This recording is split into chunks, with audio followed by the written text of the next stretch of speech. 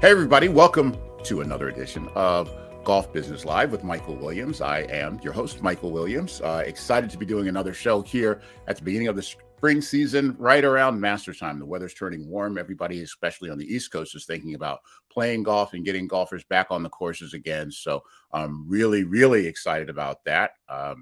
We had a great in terms of participation. We had some great years in the last 2 years, and we'll hope to keep that going.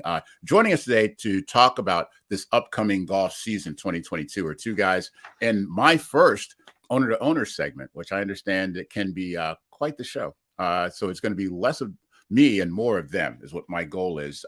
So joining us are two folks who are not new to this stage. Rock Lucas, who's the owner of Charwood Golf Club in Columbia, South Carolina, and Del Ratcliffe, the owner of Ratcliffe Golf Services in Charlotte, North Carolina. Del, Rock, welcome to the show. Well, thank you so much, Michael. It's great to be here, even if I'm having to be on the same stage with Rock. But sometimes there's sacrifices you have to make. So I'll do what I need to do for the golf industry. Well, thank you, Michael. But you see who jumped in first. He did fire the first shot. Okay, and just only because I knew the other one was coming, and I want to get the first one in. So. I get it. The most spoken phrase amongst me and my brothers and sisters when we were growing up is he started it. So I get that. I see where we're going. I know this is going to be fun. So let's just jump right into it. I can't wait to get you guys talking about these things. So like I was saying, the golf season is starting. We have spring is in the air. The flowers are flowering and all those good things. And people are dusting off the clubs and getting ready to go out into the course. But that people who are in the golf business have been working and preparing all during the winter months. I'll start with you, Del. As you look at the season ahead, what are some of the things that you've been thinking about to take some of the gains that we've made in player participation and other things and make those last and be beneficial going into this upcoming season? Well, that's actually a great question, Michael. And I think that's one that just about everybody in the golf business asks themselves every day. And we've been trying to use this opportunity to maybe even kind of diversify some of our operations. I've talked about this in the past on some of the former things. We're doing some CapEx projects that are taking advantage of outdoor activities, including more food and beverage. We're doing top tracer at our facilities. We're really focusing on making the clubhouse the social hub. Rock had already done this even before, a lot of stuff that he's done there at Charwood, he did it even before the pandemic. And so we're really and truly now making a capital investment in those type of things just to kind of, hopefully build on the momentum and diversify what those profit centers at our golf courses are a little bit more. Mm-hmm. And Rock, what's some of your thoughts and preparations going into the upcoming season?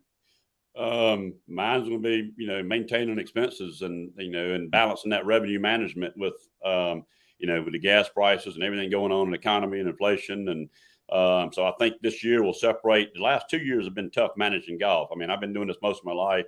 And the last 2 years, although they've been very successful, it's been the most difficult management time of my career. And I think this upcoming year is going to be even more so now that you're adding inflation and prices and fertilizers tripled in price and fuel prices of, and we run fleets of gas golf carts. So, they're, double or triple in price. And so to be able to manage that without running, and everybody's kind of scared to run off the golfer with price increases, but we've already had our price increases and, we might have to do some more, but, so managing that bottom line this year is going to be the most important thing. Well, I want to stay with you for a second because you talked about the difficulties, how tough it's been for the last couple of years. And there's been a lot of sunshine reports about talking to the increases in players, increases in rounds and that sort of thing. But I think you make a good point about the difficulties. What were some of the challenges that came with those increases? Our biggest challenge has been staff. That's been our single largest challenge is trying to find people, keep people. Most all of my buddies are all self-employed. They all have the same, unless you're a white collar, high paying jobs.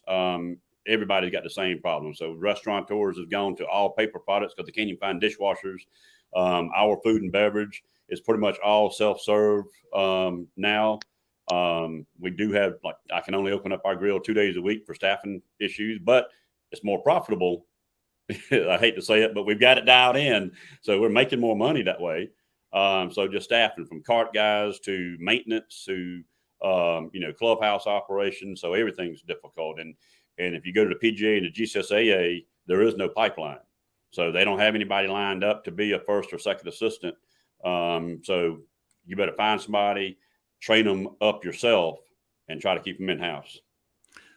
Del, you had the same challenges. I saw you nodding your head as Rock was talking. It seems like you experienced some of the same challenges there. I think it's universal. I think everybody you talk with is going to tell you about the same thing. It's amazing to me how, so many things have been constricted, but the labor supply is just, it's just really tough right now. And we're finding for the first time ever, I think that people are from everywhere, from our outside services staff all the way up, are looking at other opportunities of getting out of golf, because there's so many opportunities out there right now, apparently, that they can go and make more money and have a more stable work schedule, but at the same time, I see paradoxes in that. I was just having this conversation yesterday with some other guys in the golf industry, and I walked into a local restaurant, and we're seeing the same thing as Rock.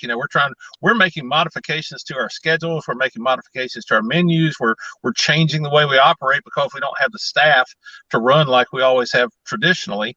And I went into a restaurant the other day, and they had three young ladies standing behind the little dais there that were acting just as hostesses, and they had a restaurant full of wait staff, and I know their kitchen was full. So, I was thinking, how in the world could they do that? Because we're having a real tough time getting a live body to walk through the door that's willing to apply for a job. And it's not just a function of money. It's just, almost no matter what wage you're putting out there, it's hard to attract people, certainly anywhere near the volumes that we used to. Yeah, I'm hearing the same thing from virtually every business that I work with, not just golf course owners. Everybody is having that same challenge. And you're right. It's interesting how golf needs to find a way to respond and appeal to those people, because it's a people business. There are some things that you can't do remotely. You have to be there. You have to be on site. So this remains a challenge, and probably will be coming back to you guys for any answers that you find to share with your colleagues going into the year. The other thing I want to talk about is technology, because you talked about installing Top Tracer and those sorts of things. And we see all of this technology that's available not only to golf course owners, but to the player, both for enhancing the experience, for giving the golfer the ability to be a better player, which means that rounds are faster. When they're in the fairway more, they're moving forward instead of side to side. All these sorts of things. How is technology, or are there any other technology things that you're looking at to increase your margins, make the experience more enjoyable for the golfer, et cetera? Rock, I'll start with you there. Well, we are very technology based, but not to the extent that Dell is. So we were already following a lot of Dell's lead. So I do lean on Dell. I hate to say this out loud, and do not tell anybody that I actually use him for advice. It's our secret. Nobody has to know. So just don't let anybody know that. But we so the technology, as far as our point of sale and our apps and our emails and notifications and all that, we're probably ahead of most on. But when it comes to the Top Tracer, we're looking into that. Matter of fact, at the Heritage, Brad Marr down at Palmetto Dunes has it. So down at the Heritage Golf Tournament, we're going to make a visit over there and visit his properties and see, look into it a little bit more. I'd love to go probably closer to what we would be doing would be Kathy Harbin out in Texas, but that's a little further trip. And the only other thing I haven't done is the dynamic pricing, which I really, right now, I'm going to start looking into heavily. I've already looked into it, we just hadn't pulled a trigger on it. But everyone I've talked to, I was at Don Ray's place during the waste management and went by and watched his operations and dove into his operations heavily and how his dynamic pricing was working. And so that's the only thing we really haven't done yet. And we about pulled the trigger on the cart GPSs last year, but we didn't pull it. So we might later on this year. Gotcha. And I'll throw the same question at you, because there's Top Tracer, there's which is player experience, the guest experience. Then there's things like, I'll say, the cart GPS or even Tag Marshal, where you can put something on a cart, a walking cart, because people are wanting to walk more, but you still want to have that ability to track and move and understand what your player base looks like out there on the course. What other technology besides the Top Tracer are you getting into? Well, yeah, Rock's right. We're very heavily into technology, and one of the dangers of technology, I think, is the fact that we tend to think that technology solves all problems, and it's been marketed that way since I remember all the way back when. And this is probably long before your time, Michael, and Rock probably remembers it. But they came out with a golf ball called the Royal Plus 6 that was going to give you 6 extra yards off the tee. And that's the first thing that I really remember where they were really touting technology as just being the answer to whatever your problems were, whether it's distance or accuracy or putting or whatever. We've kind of gone down the route and rabbit hole even of promising golfers that they can buy a better game through technology. And as golf course operators, we've also kind of gone down the rabbit hole of thinking that technology can run our businesses better. And in a lot of ways it can. There are certainly a lot of things that we can do better with technology, but there has to be a return on the investment in it. You just can't go whole hog and buy every new thing that comes out, because literally we get calls every day, from new apps or new types of technology that they think are going to be changing the business for us dramatically. And there's a learning curve with all of that. There's an expense to all of it, and a lot of it doesn't really yield the promises that it really does. I remember one year sitting in on a meeting with Butch Harmon, and he said, I just walked the merchandise show floor. This has been 5 or 6 years ago. And he said, I added it all up, and he said, I can add another 260 yards to my drive just by going through the show floor and buying all this stuff. So the reality is you have to be careful about what you do and what you invest in technology. So we are focusing on some of the real core concepts, and Rock's right.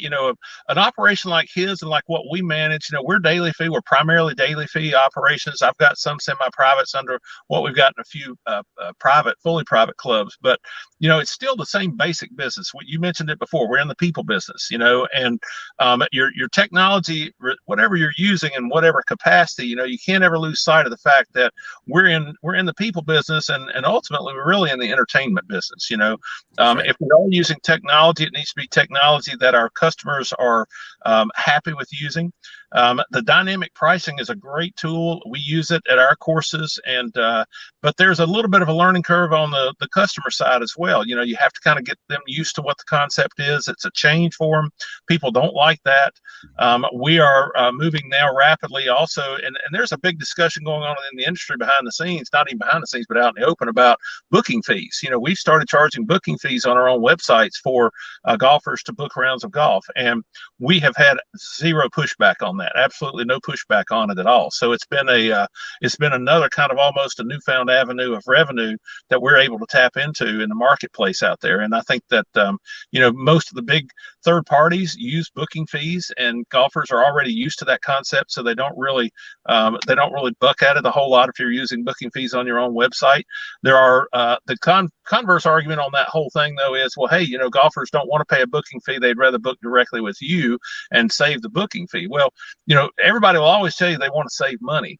But I can tell you, we get a lot more kickback from raising our price $2.50 than we do from charging a $2.50 booking fee online. And if you couple it with dynamic pricing, you can really overcome a lot of those kind of inherent arguments about, hey, your pricing is too high, or you're already charging too much, because the prices go up and down based on demand. And if you got a really busy weekend and you're going to sell every single tee time on the tee sheet, and you think you could charge a little bit more, then you probably should have the ability to charge a little bit more. Yeah. I know we could do a town hall, and get 1,000 people on it, to talk about dynamic pricing, the effects, the pros and cons, and that sort of thing. But thanks for addressing some of those key points right there. And I'll maybe do another segment at some point during the year talking about that. You can almost pencil that one in, that'll happen.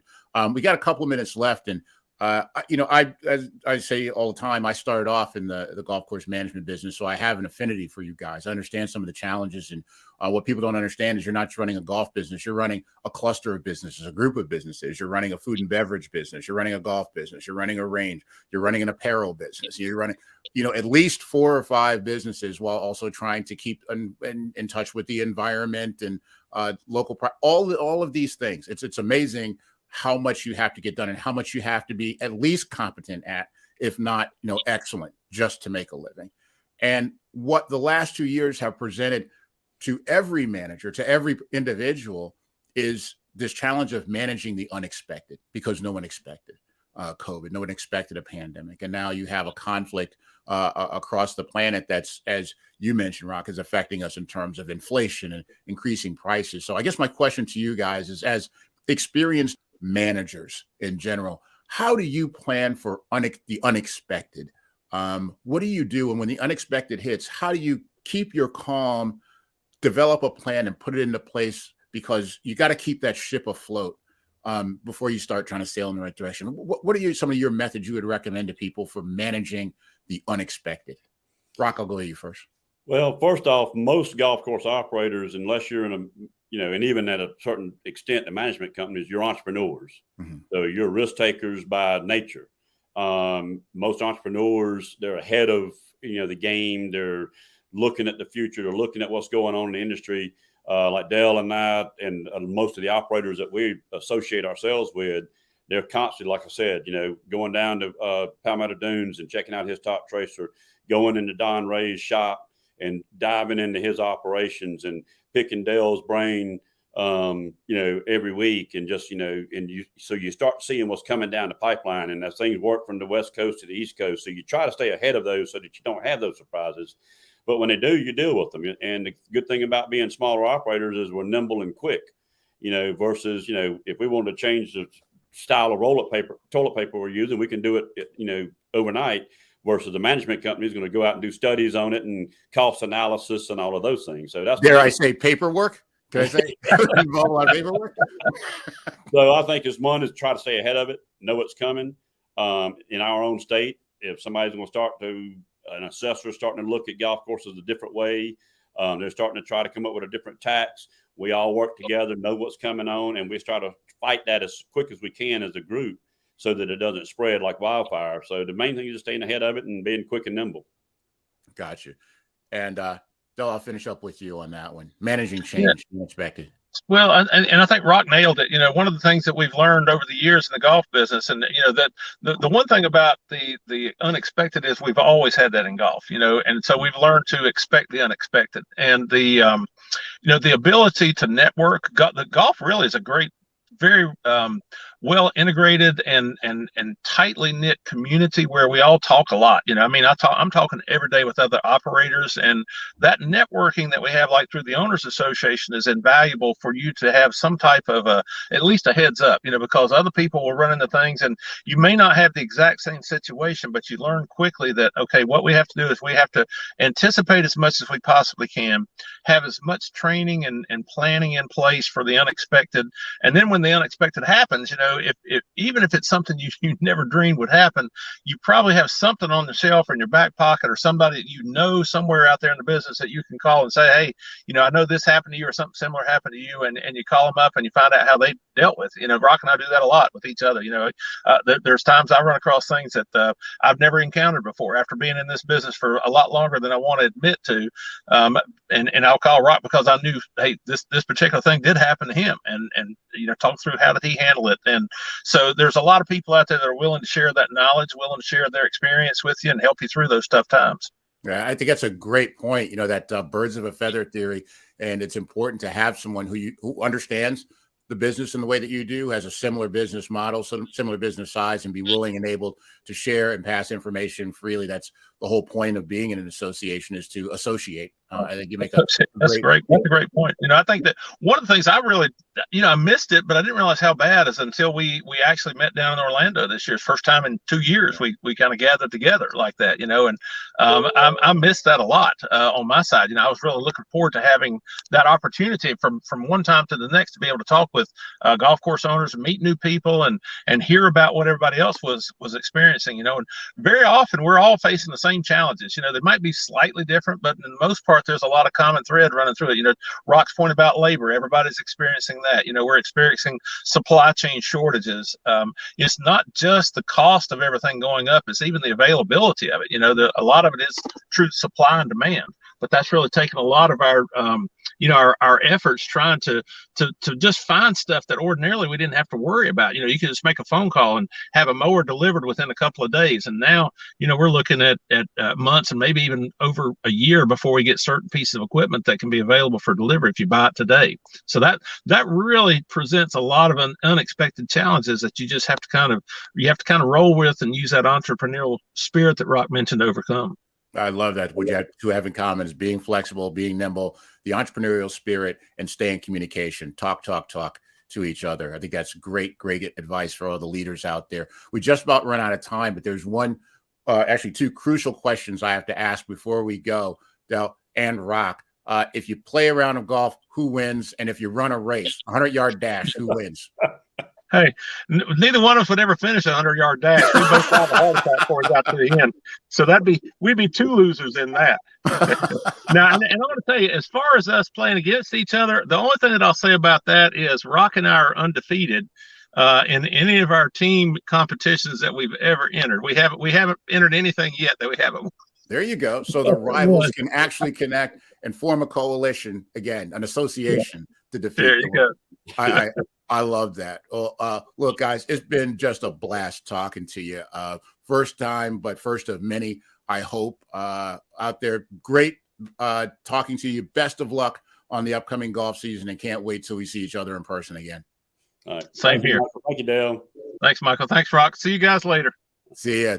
That's Rock Lucas and Del Ratcliffe, two of the very best in the business.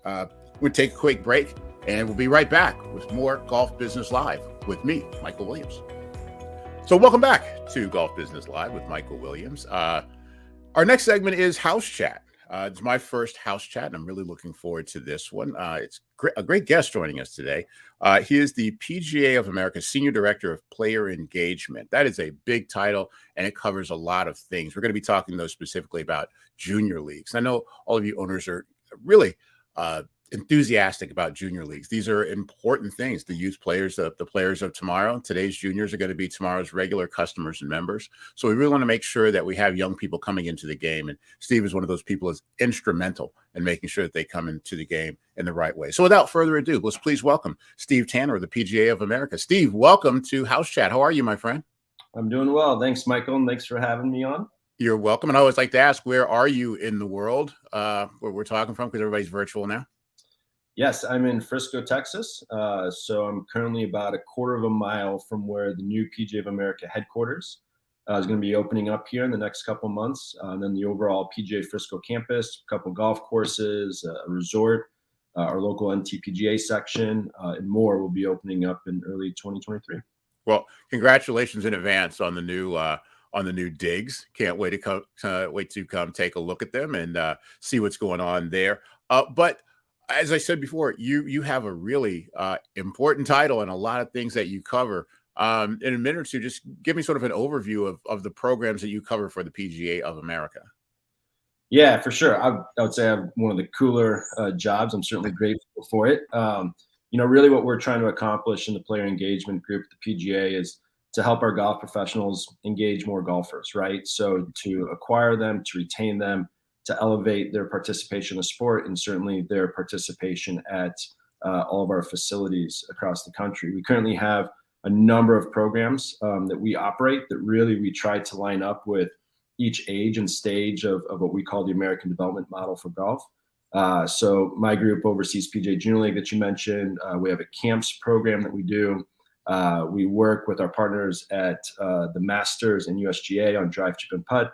We run the high school invitational event, as well as do a lot of education for high school coaches. We run a collegiate club program called the National Collegiate Club Golf Association. We have a program for adults called City Tour. And then we have a program called PGA Family Cup, which is similar to Junior League, but where the whole family can participate. As I said before, you're covering a lot of things, covering a lot of ground and covering a lot of people, even more importantly. Any idea, could you give me even a round figure about how many individuals, families that you're touching in the course of a year? Yeah, right now, about 125,000. But certainly, we see a very bright future for the work that we're doing. And in many regards, I feel like we're just at the tip of the iceberg. I was actually on a call with my counterparts at Little League Baseball this morning, and they were sharing with me their 1.7 million that play in Little League. And we think, that's something that we dream big about possibly getting to someday as well. Well, again, yes, I think 125,000 is nothing to shake stick at. That's awesome. That's a great number, that you've done so far. And as you say, it's just the tip of the iceberg. So we're talking to an audience here of people who are instrumental, one would think, in getting that number up and getting those programs in. What specific? Well, I'll ask it a different way. How do you engage with golf course owners to promote the programs that you're doing, and what's the best way that they can get involved? Yeah, thanks for asking. And NGCOA has been such a wonderful organization to us. We were PGA Junior League was the recipient of the Player Development Award back in 2019. And we work with so many facilities that are a part of the NGCOA. And I think really for us, what we're trying to find is that proper balance of doing what's right for kids, doing what's right for golfers, creating access into the sport, but making sure that we do so in a way that creates value for the facilities that are hosting it. I think, when I got into the golf industry early 2000s, a lot of what we did, especially around junior golf, was really focused on, philanthropic efforts, which are hugely important, of course. But the world of sports can be something where value is created. I'm a dad with 3 daughters, and my oldest, we just got her into a club soccer program, and I think about that, and I think about how can we do similar things to what other sports have done to not only grow the game, but do so in a way where you can create careers, you can create, so vibrant opportunities for the employer and the operator and the owner side of it. And, we're seeing that come to life.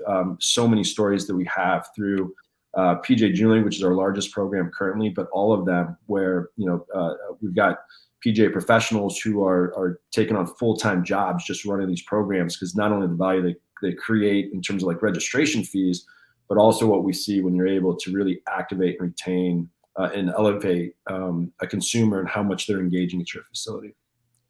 And let's talk about it from the participant side. Talk to me a little bit in specifics about Junior League. And the way I want to approach this is sort of twofold. How, in terms of how people get involved with it, how they come to you, and what the whole structure of that is. And the other thing is, in this sort of universe of junior programs that are out there, I think the ones that most people know are AJGA and then maybe the First Tee. When on more the development side, personal development, and getting in and attached to the game, connected to the game, and the other really about the super competitive aspect of the game. So the organization, how do people get involved with it? And where are you on that sliding scale between the other organizations that are out there connecting with juniors? Great question. So in terms of how people get involved, all of our programs are available to PGA professionals and associates and students, as well as LPGA professionals. So it really starts with the PGA professionals that work at your NGCOA facilities, obviously with the support of the Ocean to help with handling a lot of the administrative work.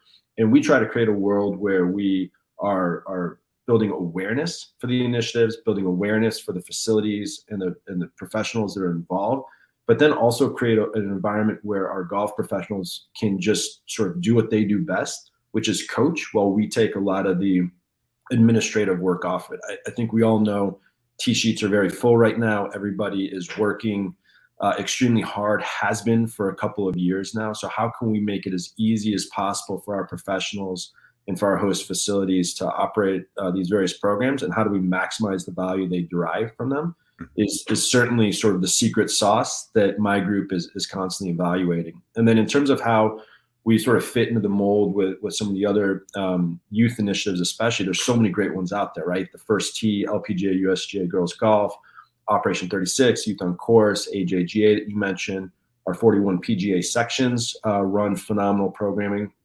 What we look at with Junior League specifically is, how do we create the friendship and the camaraderie and sort of instill those principles within like the actual experience that the kids are having.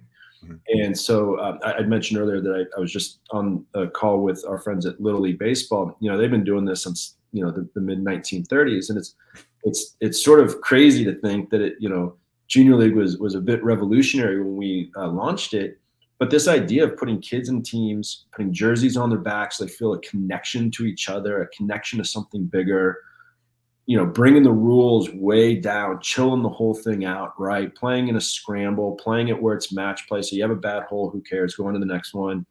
We actually break up a 9-hole event into three-hole segments where you can earn a point for each of the 3 holes. So even if you have, if you have a rough hole, it's match play, you move on to the next one. You have a rough couple holes. Hey, once you're standing on the 4th tee box or the 7th tee box, you're right back into the game. I love it. You have expert coaching from PGA professionals. So we're taking the things that other youth sports have done so well for so long and saying, hey, how can we apply that over into golf and build this social sort of infrastructure for kids to play, fall in love with the game, fall in love with the facility that they're at and the coach that they're at. First Tee does amazing work, certainly on some of those similar things, right? Bringing kids in, giving access, giving opportunity, but also really focusing on the life skills experience. And we work with right around 100 First Tee chapters doing PGA Junior League as part of their programming. So we're very closely connected to them. And then the AJGA, I mean, that's really kind of the tip of the spear, right? So we don't, our program doesn't quite get to that level, but that's great because that's what we want to build as an industry is you know, if I mentioned my daughter earlier, right? If she's playing in PGA Junior League, she's having a good experience. She maybe gets into high school golf and plays on a high school golf team. And then, you know, AJGA is that sort of next level, you know, on her journey with the sport.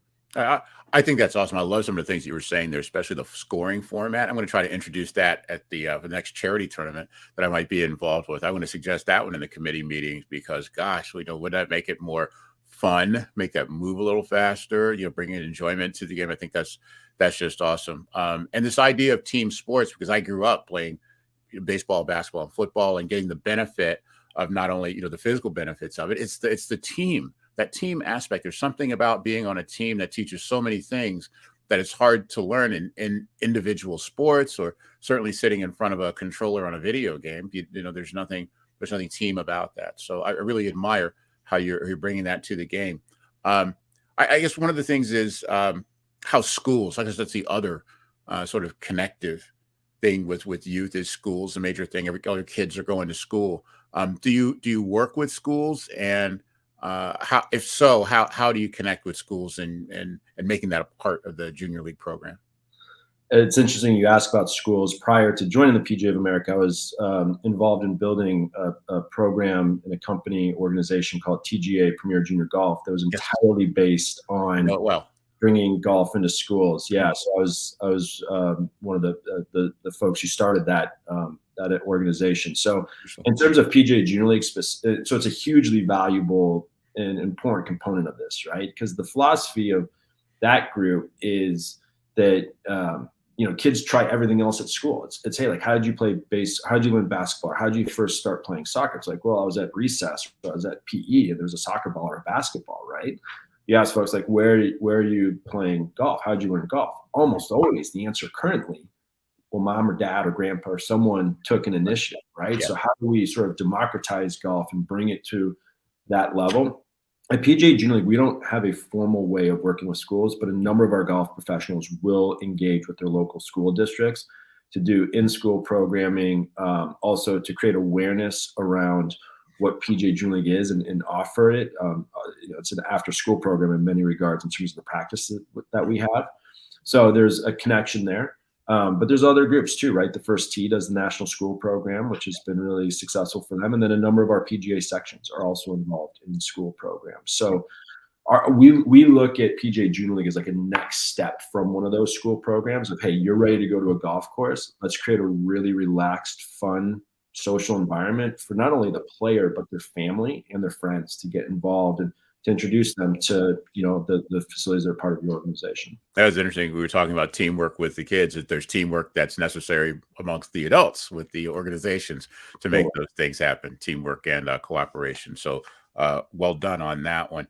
And I was just looking at some of the ambassadors that you have, and some really impressive names like Steph Curry, Michelle Wee, Alex Morgan. It must be awesome just to work with people who are so accomplished and, you know, could really do anything they want. They could contribute to anything. People would be happy to have them dedicate time to the growth of these programs must be really exciting for you.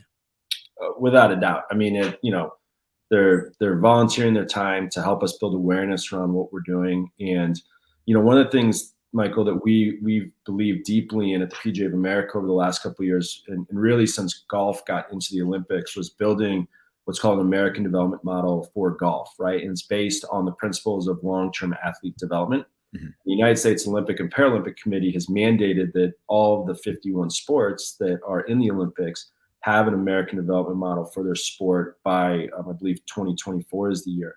So the PGA of America, we work with our partners at PGA Tour, LPGA, USGA, and the Masters to create an American development model for golf based on the principles of long-term athlete development. We have a whole training program that our PGA professionals can go through on these 7 stages. And it's all about developing the entire athlete. And so for young kids, right, like fundamental movement skills like skipping, hopping, jumping, even if they're in a golf program, it's important that we're still exposing them to those things. It's important that emotionally, psychologically, physiologically, that we are coaching them in a way that's appropriate for their age and stage of life. And one of the things that in the case of Steph Curry and Alex Morgan in particular that they've done is help us reach new audiences. But a big part of what the American development model is all about is to try to get away from early sport specialization.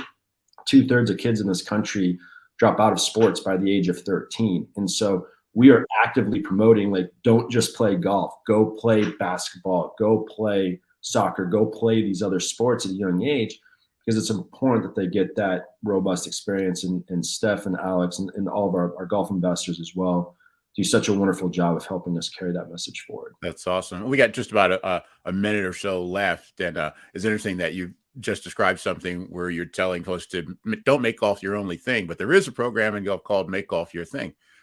So I know that, well, for those who don't know, if you could sort of describe what Make Golf Your Thing is and how everything you're talking about now sort of fits in with that program. Most broadly, it's about access and extending invitations. Golf is entering a new era, in my opinion. It doesn't just have to be an 18-hole activity where your purpose is to get a 2-digit or 3-digit number at the end of it, primarily for middle-aged to older-aged white Caucasian males, right? There's a variety of ways that you can engage in golf. PGA Junior League is a wonderful representation of that. And so Make Golf Your Thing is first and foremost, if you want to go play 3 holes, if you want to go play 6 holes, just going to the driving range, hanging out on the putting green, whatever it might be, right? Going to a Top Golf, going to a Drive Shack. These are all golf experiences. And so we're trying to create awareness that golf, like, you can make it your thing, right? You can make it whatever you want it to be. It's just hitting a little ball towards a target in its most simplest form. So that's the first thing. And then the second part of it is that, it's really difficult for a lot of people to understand how to get into the sport. And so if I ask my wife, Alexis, hey, how do we get our 10-year-old daughter, Eva, into golf? There's all these different websites and all these different programs. So we're creating a directory on it's not live yet. We're building it right now, but a directory of all these programs. They have to be certified in the American development model, which I just talked about. So we know that we're going to be teaching and coaching kids in the right way.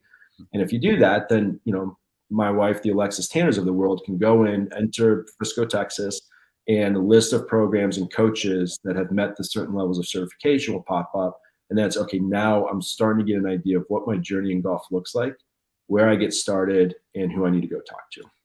I don't know if you realize what a big change that is from when I first got into the game, where you just created a new understanding of the whole term Make Golf Your Thing for me, because in a way I sort of think it make golf your thing. Hey, you make golf your thing. And actually it's an invitation to, hey, why don't you take golf and shape it into that thing that you want it to be?